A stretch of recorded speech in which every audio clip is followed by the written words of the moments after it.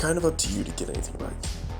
You see someone make something that bothers you, and you tantalize the thought of doing it yourself. Asking later, why should I? How could I? They must have had great circumstances, in confidence, and I'm reacting emotionally to a cycle of ideas to comprehend possibly walking a path. But a path is not always driven. It might need to be plotted out where you wish to get an education or not, and go off-road, not tread a flat terrain which is purchasable by time and influential means of leverage in physical form. Facing the day's end and beginning with ruthless cunning and fury is both sides. Is it uneducated or education to want these things based on whether circumstances is correct? Or is it you? Can you mend both paths or even combine and begin to make them entwined in your efforts, taking longer strides in general, not comparing to the one you seek, but correct, but values in general, you begin to grasp a picture woven in threads you followed to handle yourself. How unfun! But how fun it is to be beaten and be strong enough to get up and not knocked down harder by anyone than your own self. Nor is it connecting goals, big statements that are heightened in our culture, simply hating your existence and the innate chance of your ability to possibly giving an answer to a burning narrative of why so much lack of care and to be taken in things you love in the hands of another. Nor is it prideful to take a failure and acceptance to know your own route isn't the only way to your core endpoint, to die knowing you solve the answer to what it is you seek. Are you strong enough? Can you face the demons that create confusion and disheartened thoughts? Why does the dog bark at you? Why can't you listen to me? Why do you hate your reflection? No questions sound stable on surface. Mouths only feel relatable, but relation is not only our purpose. It's did I say it? Is it my job? My mistakes are my own. But relation forces to us and lie and put on our internal aggression on reality towards others. I can never be your friend if you can't accept what this means. How much of you needs you? How much needs you to be bigger than your own can ever accept? And you will fight all your life even to get near yourself, and that person is seen very differently while you're saying not good enough. Not good enough! Others are saying it's more than enough. Endless roads lead back to the beginning of our thoughts. Isn't life experience? We will die believing that we did when we are born. There is no limit to me. Generating responses of disbelief and anger, and alternatively ultimate acceptance of what is. We are failures in talking about the future, as we are about the past. Both are conjured up quickly to patch over longer philosophical thought, to have conclusive feeling of certainties. What if the certainties are neither a lie, truth, or very possible, but the more you dwell on the thought in the said realm of ideals, it becomes less possible and less, because you wasted your time all day thinking and staring out into the sky and the trees and the birds. Little distractions do this to me all the time. I can concentrate my thoughts down to a simple yes and no, and you tell me most of it, and I nod to your fantasy and ideology. Look onto this story-driven narrative of right and wrong, for the sake of honoring you and holding you to a high regard. What if the things you told me fail me in situations I truly believed would turn out to be exactly the way you told me? I begin to reinterpret your teachings to fit a new situation, and lose my grip on reality. But out of control, belief in such things, believing in self, is not only reality, but is less insane than my pretentious adhesion to another's ways of morals. And as my path alters course, I react to piece it back together, but failing and hurting, and yelling at others to help me fix it. Then I've just made a huge mess all over the place, haven't I? I can say healing and love and good things sound very pleasant, but ultimately they are bitten and the biter. The failings of my life and generate small chance for me to ask myself, why not this time?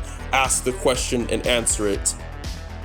You will find you are that, and you will never need to solve many problems from observing others, but all the while, they're observing you, everything you say, everything you do. Fathers to sons, mothers to daughters. You may look at someone like a father, but they are never related directly as your own, closest to the practice. As they explain things outward, thinking is not only helpful, but alludes to how we can be less narcissistic and more generally helpful to others. and simultaneously taking responsibility for our actions, because it's kind of up to you to get anything right. A strong man or woman is neither one different from another or the same, taking pieces from one another but never fully accepting their nature. You may find the man weeps and carries himself sometimes feminine to cope with harsh reality, to help others and nurture the weak. Whether they are weak-minded or physically challenged, he shows compassion, love, strength, and brings out their potentials. Strength is to strive for greatness, and the man accepts this as his duty for humankind. The woman, is she different? No, she establishes similar things, but with more effort in some areas of her life and less by just carrying herself in a way that is graceful and powerful, tightening her stance and stare into the forces that may exactly at times when it's way to show her humanity. Does it shock us to see her cry? No, it's expected, but not when you place her in a masculinity or ferocity that is both scaring you and getting you confused and heavy in the mind for her. And you look at the man and feel extreme empathy and attraction for his similarities, but both are carrying strong leaders in their own rights. Are you strong enough to take on a role like this? Most of the time we are not, but when one is willing to test the ideals of society and just put everything it suggests into the side, you react in strange and sometimes very interesting ways. Hatred, fear, extreme love and attraction, passion, fury, because you're afraid to pave the path that tests everything we try to control. And when control leaves you and you are left to be in awe at respect in another woman, man without explanation, the meaning they bring goes deeper in our psyche, development as a species. My suggestion is to be a warrior in your own right, in small things, chores, writing, art, philosophy. Make the works of a warrior ring in the corners of most fear to reach. You will find love, happiness, change. Your behavior will evolve to be more open and actively ready to learn. How does this affect my learning, you might ask? Well, I mean, because it begs the question, can I? Can you? Will you? Are you? Strong, kind, brave, true, courageous. Courage is a secret most can't tap into, because it's like a small plant growing that you water slowly, but its roots go deep, don't they? After so much time and care you put to pull the plant, and it stays firm, just like her hands are firm, to watch her create and stare into her own fire within, and chooses to accept her power and love her passion from within. You too can do this. Just like him, the man who's strong like a horse, speaks carefully, loves deeply, and takes others very seriously and chooses his words carefully. Discipline is not only an enemy to reflect the self-parent, but to break an ideology on itself, stating there is more to my existence, isn't there? You know the answer, don't you? Don't be afraid to fail them. The ones who filled your head with ideals and expectations for what a man is or what a woman is. She is strong, she is courage and beauty to her own right. Just as the man also, we decide after we leave the lies behind that we are meant to be father and work here, talk like this, and think like this. On the contrary, think like a madman, dare to test and push your limits. Most will have the reaction you had on our two subjects, but now on your own life. Extreme love. Hatred, fear, interest, change. Will act out the will of what your new vision tells you. Others will forever be affected in a positive way, or their inner judgment and fear and fascism of differences and changes will consume them. Fascism is another matter in its own. A petty attachment to things as they are in a nostalgic sense. That when presenting new ideas, they see danger and problematic thinking to their system. But it's a very childish notion. It's a religion of sorts, a false virtue of pretend innocence because one failing to see the bigger picture. To not ask of oneself to take on the challenge that is larger and requires them to adapt and work as a team. Society coddles this behavior because it's fed the notion dictating and power over others is our stepping stone. You, who relates to others and literally behaves in a way that gets people thinking and revolving around constant flow and changes presents a danger to their power and their system that was predictable and is safe. Both can have flaws, rigid system can work, but with humanity, we are not robots or slaves. We are wonderful, flawed creatures with families and friends. And you are change.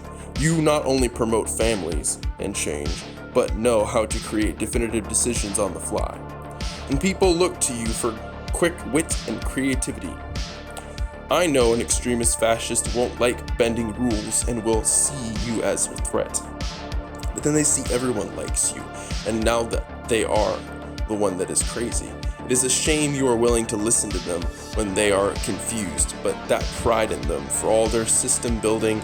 But how could they want to know anything from you? You're just a nobody from nowhere. But so are they. So is everyone. They believe there are hierarchs. You level the playing field. It drives out their sickness, further driving them to more extreme behavior. All in all, I see both caregiver and creative leader. And the system builder, you respect their system to a degree, but know there are flaws and things changes. The future presents new challenges. They don't respect you as they don't respect change, but you present neither opinion. You are just a point of getting around them and getting things done as needed. You become the perfect system within yourself, not holding on to ideology of power. Your honesty surrenders the kindness of others, and love and hatred will always ensue in different people because you are strong. You are change.